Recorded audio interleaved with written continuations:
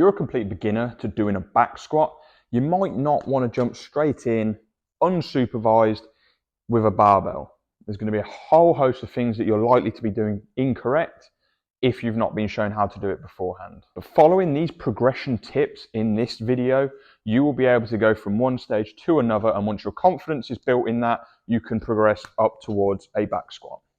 So this little platform, which is going to look completely different in every type of gym, and you can use a free weight if you want to, is going to become your best friend in learning how to do a squat correctly. So you place it down, and all you're essentially doing with this is elevating your heels up. By elevating your heels up, you are allowing for a bit more mobility in your ankle, and you're almost just getting a little bit of a helpful push through the exercise without having to develop it over time. That being said, you don't want to always rely on this platform because you want to start increasing the mobility, get into the position that you can full squat like so. First regression we're going to do from a back squat is a goblet squat. So with this platform, you're going to grab hold of a dumbbell, any weight, get used to it. If it's too easy, you add more weight. That's how we're going to do it, and you're just going to keep progressing and progressing from there. Heels back onto there, looking straight ahead, nice big deep breath on our way down to a position here where you're pretty much in line, and then you drive back up, okay?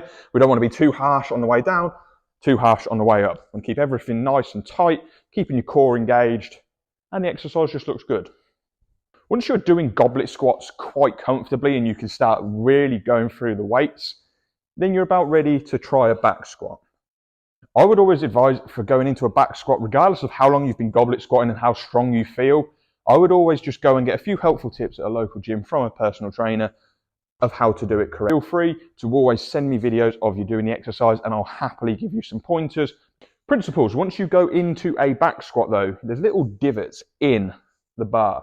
That is in relation to the center of the bar. So where your hand placement goes is completely dependent on how much shoulder mobility you have. You might need to go slightly wider, you might want to go a bit narrower.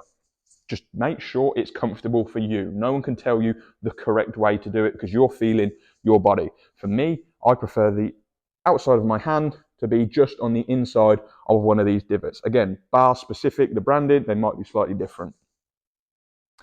What you're then going to do, you're going to go under the bar into a forward lunge position like so. Now that bar is through the center of my body.